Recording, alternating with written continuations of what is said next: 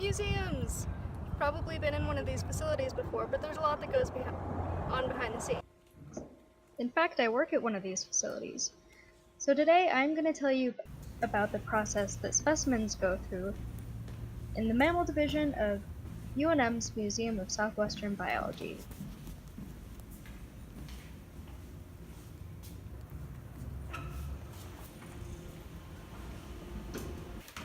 So first we get the specimen, which can be through field work or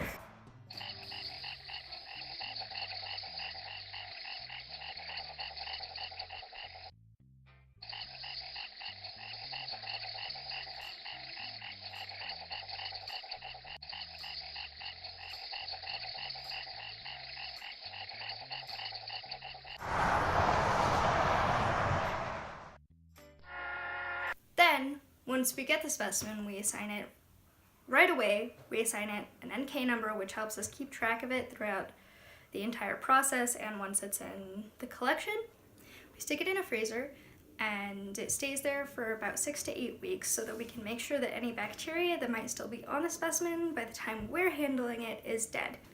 Once it comes out of the freezer, then it's up to lab workers to take tissue samples like heart, kidney, lungs, spleen, and liver, occasionally the whole GI system, and have them be preserved. Next, depending on the quality of the specimen's skin, how decomposed it is, we might make a study skin, which is essentially where you skin the animal and try to remove as much tissue from the skin as possible. Then it's stuffed with cotton and put out to dry. Then it goes to the bug room, where flesh-eating beetles will eat as much meat off the bones as they can, and then once again it gets put in a freezer for a week or two so that all the bugs that are still on the specimen are dead.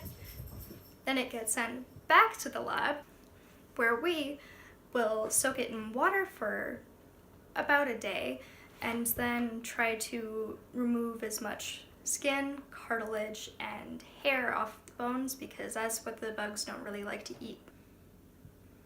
After that, they get placed on a different drying rack where they stay there for a week or two until we're sure that there's no water left on them. Then they get bagged up or put in vials, depending on how small they are, and sent to the collection, where they await being labeled and being paired with their any other specimens that might be tied to them, like their potential skin, if they were good enough to get one of those. Once they've been labeled, the bones are usually put in boxes or vials, and then they are put into the collection, where they are put with other specimens of their same species and location. So that is the process of UNM's Museum of Southwestern Biology in the mammal division. I hope you guys enjoyed it. Thank you. Shut up and sit down.